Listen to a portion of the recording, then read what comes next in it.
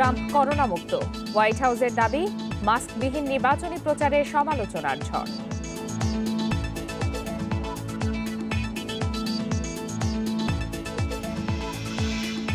ইউরোপে করোনার প্রকোপ বাড়ছেই, যুক্তরাজ্যে 3 স্তরের লকডাউন।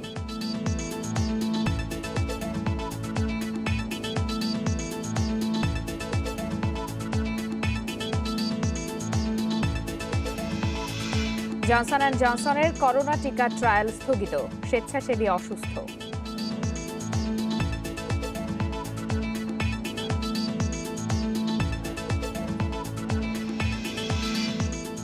আমন্ত্রণ আন্তর্জাতিক খবর নিয়ে আমাদের প্রতিদিনের আয়োজন পূর্ব পশ্চিমে। আপনাদের সাথে আছে আমি ফারহানা লোপা। শিরোনাম জানাচ্ছিলাম, চলে যাচ্ছি বিস্তারিত খবরে। করোনায় আক্রান্ত হওয়ার পর এই প্রথম হোয়াইট হাউসের বাইরে নির্বাচনী প্রচারে অংশ নিলেন মার্কিন প্রেসিডেন্ট ডোনাল্ড ট্রাম্প।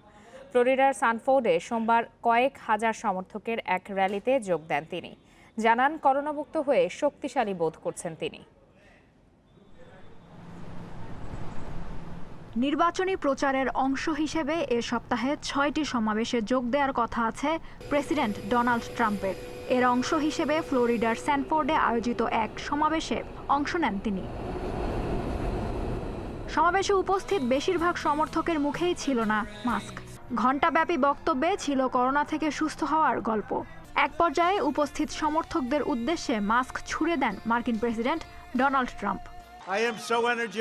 করোনা আক্রান্ত হলেও এখন আমার ইমিউনিটি বা প্রতিরোধ ক্ষমতা তৈরি হয়েছে, বেশ শক্তিশালী বোধ করছি। 2 অক্টোবর প্রেসিডেন্ট ট্রাম্প এবং তার স্ত্রী মেলানিয়া করোনায় আক্রান্ত হন। 3 দিন Walter read national military medical সেন্টারে চিকিৎসা শেষে হোয়াইট হাউসে ফেরেন ট্রাম্প। হাসপাতাল থেকে ফিরে 11 অক্টোবর হোয়াইট হাউসের ভেতরে এক সমাবেশে যোগ দেন তিনি।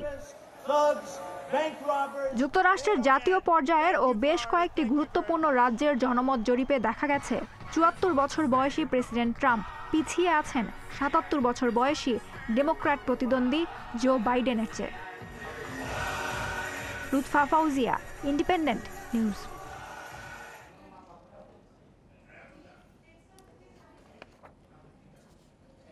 মার্কিন প্রেসিডেন্ট ডোনাল্ড ট্রাম্প করোনা মুক্ত বলে জানিয়েছেন হোয়াইট হাউসের চিকিৎসক। সবশেষ করোনার নমুনা পরীক্ষার ফলাফল নেগেটিভ এসেছে তার। সোমবার এক বিবৃতিতে হোয়াইট হাউসের চিকিৎসক শন কনলি একথা জানিয়েছেন। কনলি জানান, ট্রাম্পের পরপর কয়েকদিন 15 মিনিটের র্যাপিড টেস্টের ফলাফল করোনা নেগেটিভ এসেছে।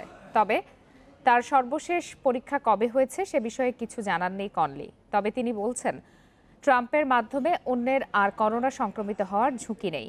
করোনায় সংক্রমিত হয়ে হাসপাতালে ভর্তির মাত্র 3 দিন পর ট্রাম্পের হোয়াইট হাউসে ফিরে আসা নিয়ে সমালোচনা হয়। তার শরীরে করোনা ভাইরাসের উপস্থিতি থাকা না থাকা নিয়ে সন্দেহ ও উদ্বেগ তৈরি হয়।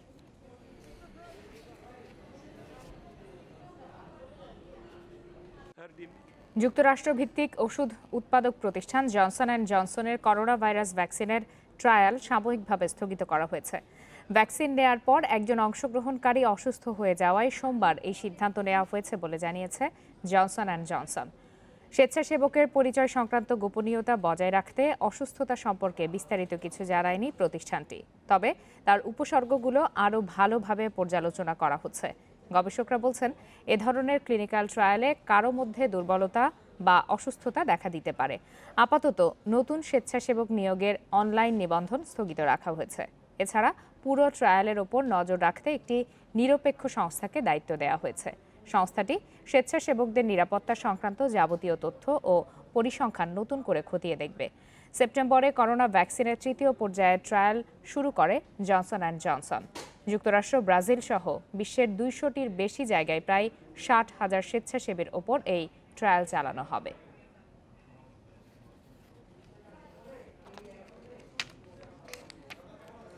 যুক্তরাষ্ট্রের সুপ্রিম কোর্টে বিচারপতি পদে প্রেসিডেন্ট ডোনাল্ড ট্রাম্প মনোনীত প্রার্থী এমি কনি ব্যারেটের নিয়োগ চূড়ান্তের প্রক্রিয়া শুরু করেছে সিনেট।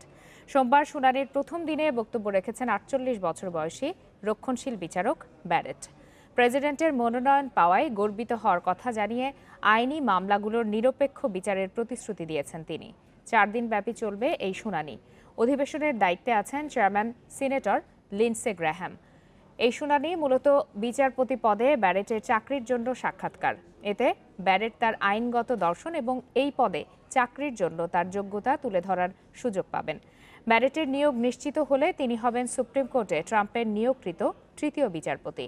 সেক্ষেত্রে যুক্তরাষ্ট্রের সুপ্রিম কোর্টে রক্ষণশীল বিচারপতিদের সংখ্যাগরিষ্ঠতার ব্যবধান বেড়ে দাঁড়াবে 6-3-এ। গত 18 সেপ্টেম্বর যুক্তরাষ্ট্রের সুপ্রিম কোর্টের সবচেয়ে বয়োজ্যেষ্ঠ বিচারপতি রুথ গিন্সবার্গের মৃত্যুর এক সপ্তাহ পর নতুন বিচারপতি হিসাবে বিচারক ব্যারেটকে মনোনয়ন দেন ট্রাম্প। তবে আগামী 3 নভেম্বর নির্বাচনের আগে নতুন বিচারপতি নিয়োগের তীব্র বিরোধিতা করে আসছেন ডেমোক্র্যাটরা।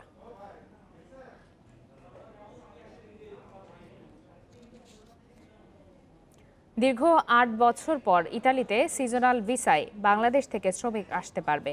কাল তালিকা থেকে বাংলাদেশ ও পাকিস্তান মুক্ত হলো। এর ফলে এখন বৈধভাবে ইতালিতে কাজের জন্য শ্রমিক আসতে কোনো বাধা থাকছে না। সোমবার এ সংক্রান্ত একটি ডিক্রি পাশ হয়েছে। দেশটির প্রধানমন্ত্রী জুসেপ্পে কন্তে এটি অনুমোদন দিয়েছেন। আপনাদের আগেই জানিয়েছি, দীর্ঘ 8 বছর পর ইতালিতে সিজনাল ভিসায় বাংলাদেশ থেকে শ্রমিক আসতে পারবে। কাল তালিকা থেকে বাংলাদেশ ও পাকিস্তান মুক্ত হলো। এর ফলে এখন বৈধভাবে ইতালিতে কাজের জন্য শ্রমিক আসতে কোনো বাধা থাকছে না। সোমবার এ সংক্রান্ত একটি ডিক্রি পাশ হয়েছে। দেশটির প্রধানমন্ত্রী জুসেপ্পে কন্তে এটি অনুমোদন দিয়েছেন। এ বিষয়ে আরও বিস্তারিত জানাতে ইতালির রোম থেকে যোগ দিয়েছেন প্রবাসী সাংবাদিক ইউসুফ আলী। জনাব ইউসুফ আলী, আপনাকে স্বাগত জানাচ্ছি।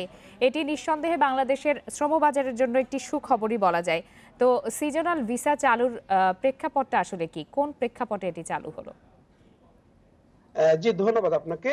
এটি চালু হয়েছে আসলে আপনারা জানেন যে এর আগে একটি কিন্তু ইটালি সরকার ঘোষণা দিয়েছিল যে যেই অবৈধ অভিবাসীরা ইটালি রয়েছে তাদেরকে বৈধ করার, এবং সেখানে কিন্তু আশানুরূপ কিন্তু আবেদন পড়েনি। অর্থাৎ সরকার চেয়েছিল দেশটিতে প্রায় ৫.৫ লাখ যে শ্রমিক রয়েছে, দেশটির শ্রমিক সংকট কাটিয়ে উঠতে কিন্তু সরকার সেই সিদ্ধান্ত নিয়েছিল, এবং সেখানে আবেদন পড়েছিল মাত্র ২,৭০,০০০। সেখানে প্রায় ১৬,০০০ বাংলাদেশীও ছিল। তো সেই আবেদনটি যেহেতু সরকার যেই চাহিদাটি পূরণ করতে চেয়েছিল সেটি কিন্তু হয়নি, এবং সেটির প্রেক্ষিতেই কিন্তু আরেকটি সরকার বিকল্প চিন্তা করেছে, এবং যেই প্রতি বছরই কিন্তু এই সিজনাল ভিসাটি দেওয়া হয়, অর্থাৎ স্বল্প মেয়াদে ৯ মাসের জন্য। তো এবছর কিন্তু সেই সিজনাল ভিসার পাশাপাশি একটি স্পন্সর ভিসা, যেটিও কিন্তু ২০১১ সালের পরে কিন্তু আর সেই স্পন্সর ভিসা আর বাংলাদেশ পায়নি, এবং সেই ভিসাটি চালু হয়নি। সেটিও কিন্তু সরকার একই সাথে ঘোষণা দিয়েছে। অর্থাৎ দুটি সেক্টরে কিন্তু এবছর ঘোষণা দিয়েছে, যে সার্বিক যেই বলতে গেলে দেশটির শ্রমিক সংকট কাটাতে আ আ যেই অবৈধ অভিবাসীদের বৈধ করার যে কারণটা ছিল, সেটিতে আশানুরূপ রেসপন্স না পেয়েই কিন্তু সরকার এই সিদ্ধান্তটি আবার নিয়েছে। এবং সেখানে যেই সুখের যে সুসংবাদটি বাংলাদেশের জন্য, সেটা হচ্ছে যে ৮ বছর পর আমরা আসলে কালো তালিকা মুক্ত হলাম। জি। আমি আরেকটু জানতে চাই যে এই যে সিজনাল ভিসার, এটি কি আপনি বলছিলেন যে ৯ মাস পর্যন্ত মেয়াদ থাকে? এই ৯ মাস পরে কি তাদেরকে আবার বাংলাদেশে ফেরত আসতে হবে কিনা? এ বিষয়ে কি কোনো তথ্য জানতে পেরেছেন? জি। এটি আসলে দেখেন, এটি হচ্ছে একটি সিজনাল বিষয়, অর্থাৎ স্বল্প মেয়াদে তারা এখানে ইটালি আসবে, এবং সেই ইটালি এসে তারা ৯ মাসের জন্য এই ভিসাটি হবে প্রাথমিকভাবে। এবং তারা কিন্তু আমরা কালো তালিকাভুক্ত ভুক্ত হয়েছিল বাংলাদেশ এ কারণেই যে বাংলাদেশ থেকে যারা আসেন তারা কিন্তু আর ফিরে যাননি। এটির নিয়মটি হচ্ছে এরকম যে যারা এভাবে আসবেন ৯ মাস পরে আবার তারা ফিরে যাবেন। এভাবে ৩ বার যদি কেউ আসে এবং এদেশের আইনটি মেনে তাহলে এবং ফিরে যায়, তাহলে এরপরে ৩য় বারের পরে সে কিন্তু এখানে থাকার আবেদনটি করতে পারেন। তো কালো তালিকাভুক্ত যদি এবছরও যদি আবার যেই শ্রমিকগুলো আসবেন, তারা যদি না এসে যদি না ফেরত যান বাংলাদেশে, তাহলে কিন্তু সেই কালো তালিকাভুক্ত হওয়ার আরেকটি আবার সম্ভাবনা কিন্তু থেকে যাবে। তো সেটি কিন্তু মাথায় রাখতে হবে, এবং আমি একটু জানিয়ে রাখতে চাই যে আবেদনটি অনেকেই বলেছে যে আবেদনটি আজ থেকে শুরু হবে। আসলে সেই তথ্যটি সঠিক নয়। আজকে থেকে অনলাইনে ফর্মটি পূরণ করে রাখা যাবে। সেটি একটি লিঙ্ক দেয়া আছে। কিন্তু ২২ তারিখ থেকে কিন্তু ১ম যারা এখানে যারা স্পন্সর বিষয়ে আসবেন, অর্থাৎ এখানে স্থায়ীভাবে আসতে পারবেন, এখানে ব্যবসায় সুযোগ পাবেন, এখানে নিজে কাজ করতে পারবেন, এখানে ডকুমেন্টস করতে পারবেন এসে। সেইটি কিন্তু ১২,৮৫০ টি যেই কোটা রয়েছে ৩০ টি দেশের জন্য, বাংলাদেশ, ইন্ডিয়া, পাকিস্তান সহ ৩০ টি দেশ থেকে আসতে পারবে। সেটি কিন্তু শুরু হচ্ছে ২২শে অক্টোবর থেকে। এই মাসের ২২ তারিখ থেকে সেই আবেদনটি শুরু হবে, এবং যেই ১৮,০০০ যে কোটা রয়েছে, যেই অন্যান্য যেই যারা সিজন ৯ মাসের যেই স্বল্প মেয়াদী ভিসা আসবেন, সেই আবেদনটি শুরু হবে কিন্তু ২৭শে অক্টোবর থেকে। তো সেখানে আরেকটি কথা জানাতে চাই যে এটিকে কেন্দ্র করে কিন্তু ইতিমধ্যে আমরা সামাজিক যোগাযোগ মাধ্যমগুলো দেখেছি যে এক শ্রেণীর যারা অর্থ হাতে নিতে চায়, এরকম এক শ্রেণীর দালাল এবং যারা অর্থ প্রতারক, তারা কিন্তু বেশ সচেতন। তো যে ভাইরা আসতে চাচ্ছে, যেই শ্রমিকগুলো আসতে চাবে, তা আসার ইচ্ছা প্রকাশ করছেন বা যারা আসতে আবেদন করবেন, তাদেরকে সেই বিষয়টা কিন্তু অত্যন্ত সচেতনতার সঙ্গে মাথায় রাখতে হবে যে তারা যেন কোনো প্রতারণার শিকার না হয়। জি, আপনি ইউসুফ আলী, আপনার কথার মাধ্যমে বোঝা যাচ্ছে যে দুই ধরনের ভিসা দেওয়া হচ্ছে, একটি স্পন্সর ভিসা আর একটি হলো সিজনাল ভিসা। এই দুই ভিসার ক্ষেত্রে কোনটার কত মেয়াদ এবং বাংলাদেশের জন্য কতজন তারা নিতে চাচ্ছে, এই বিষয়ে সঠিক সংখ্যাটা কি আপনার জানা আছে কিনা? এই যে এখানে স্পষ্ট করে ওভাবে এই যে গেজেটটিতে স্পষ্ট করে বলা হয়নি, ওখানে দেশগুলোর তালিকা দেওয়া হয়েছে কোন কোন দেশ থেকে শ্রমিক আসতে পারবে। সেখানে বাংলাদেশ, ভারত, পাকিস্তান সহ ৩০ টি দেশ, অর্থাৎ পাকিস্তান এবং বাংলাদেশ এবছর কালো তালিকায় মুক্ত হয়েছে, দুটি দেশ। এবং সব মিলে ৩০ টি দেশ, আমি দেশগুলোর সংখ্যাটি ওখানে গুনেছিলাম। স্পষ্ট গুনে ৩০ টি দেশ পেয়েছি। ৩০ টি দেশ থেকে এই সংখ্যক লোক নেবে, কিন্তু স্পেসিফিক বাংলাদেশ থেকে কতজন নেবে সেটি কিন্তু বলা হয়নি। বাংলাদেশ থেকে তাতে যে গড়টি আছে তাতে ১,০০০ থেকে ১,৫০০ বা ২,০০০, বাংলাদেশ যেহেতু একটি জনবহুল দেশ, সেই হিসেবে সংখ্যাটি একটু বেশি আসতে পারে। সেটি বলব, কিন্তু নির্দিষ্ট করে সুনির্দিষ্ট করে বলা হয়নি যে কত লোক বাংলাদেশ থেকে আনবে, সেটা কিন্তু সুনির্দিষ্ট করে বলা হয়নি। ইউসুফ আলী, আমাদের সাথে যোগ দেওয়ার জন্য আপনাকে অসংখ্য ধন্যবাদ। সাধারণত ফসলের ভালো ফলন কৃষকদের মুখে হাসি ফোটায়, কিন্তু ৩ গুণ ফলন পেয়েও ইরাকের আঙুর চাষিরা চিন্তায় পড়েছেন, কারণ গ্রাহক নেই। রপ্তানিতে নিষেধাজ্ঞা থাকায় স্থানীয় বাজারে লাভ ছাড়া টনকে টন আঙুর বিক্রি করতে বাধ্য হচ্ছেন দহুকের আঙুর ব্যবসায়ীরা। ইরাকের উত্তরাঞ্চলের দহুকে এবার বাম্পার ফলন হয়েছে আঙুরের, কিন্তু মাইলের পর মাইল আঙুরের আবাদে খুশি না হয়ে দুশ্চিন্তায় পড়েছে চাষিরা। মরার ওপর খাড়ার ঘা হয়ে এসেছে করোনা মহামারী, বাতিল হয়েছে এবারের বার্ষিক আঙুরের মেলা। যুদ্ধবিধ্বস্ত ইরাকে নেই কোনো আঙুর সংরক্ষণাগার, নেই কোনো জুস তৈরির কারখানাও, তাই নষ্ট হওয়ার আগেই একেবারে পানির দামে শত শত কেজি আঙুর বিক্রি করতে হচ্ছে তাদের। উঠছে না বিনিয়োগের পুরো টাকা। প্রতিদিন শুধু আমাদের ক্ষেত থেকে অর্ধশতাধিক বক্স আঙ্গুর শহরে পাঠানো হয়, কিন্তু ফলন বেশি হলেও গ্রাহক নেই। এতগুলো বক্স থেকে ৫০০ দিনার লাভও আসে না, পরিবহন খরচটাও উঠে না।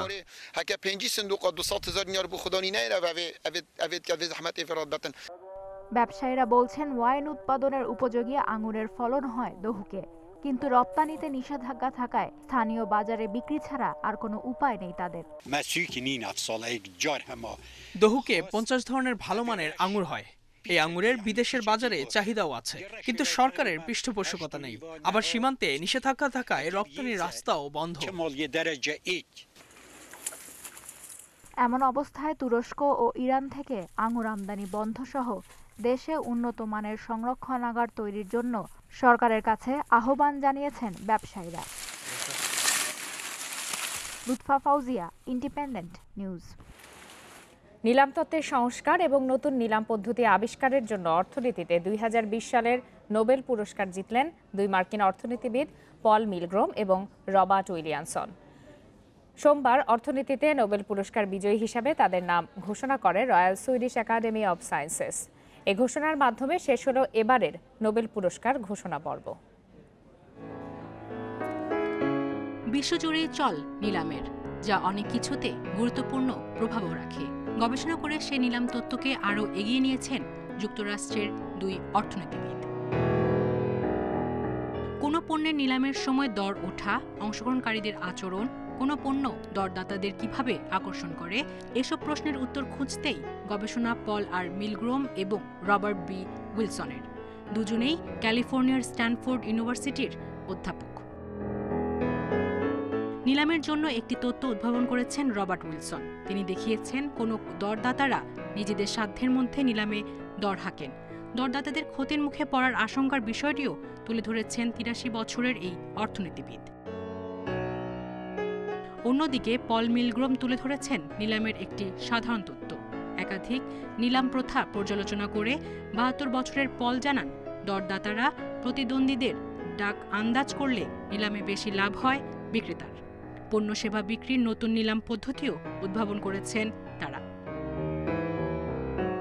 এই দুই অর্থনীতিবিদের নিলাম তত্ত্বে উপকৃত হয়েছেন বিশ্বব্যাপী নিলামে অংশগ্রহণকারীরা।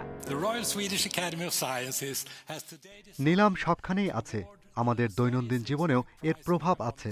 এই তত্ত্বে উন্নয়ন এবং নতুন নিলাম পদ্ধতি উদ্ভাবন করায় পল আর মিলগ্রোম এবং রবার্ট বি উইলসনকে এবার অর্থনীতিতে নোবেল দেওয়ার সিদ্ধান্ত নেওয়া হয়েছে। পুরস্কারের অর্থ ভাগাভাগি করে নেবেন অর্থনীতিতে নোবেলের 2 বিজয়ী। 10 ডিসেম্বর আলফ্রেড নোবেলের মৃত্যুবার্ষিকীতে বিজয়ীদের হাতে তুলে দেওয়া হবে পুরস্কার। সায়রা খান, ইন্ডিপেন্ডেন্ট নিউজ। শেষ করছি আজকের পূর্ব পশ্চিম। ইন্ডিপেন্ডেন্ট টেলিভিশনের সব খবরের আরও বিস্তারিত জানতে চোখ রাখুন ফেসবুক, ইউটিউব আর টুইটারে। ধন্যবাদ সবাইকে।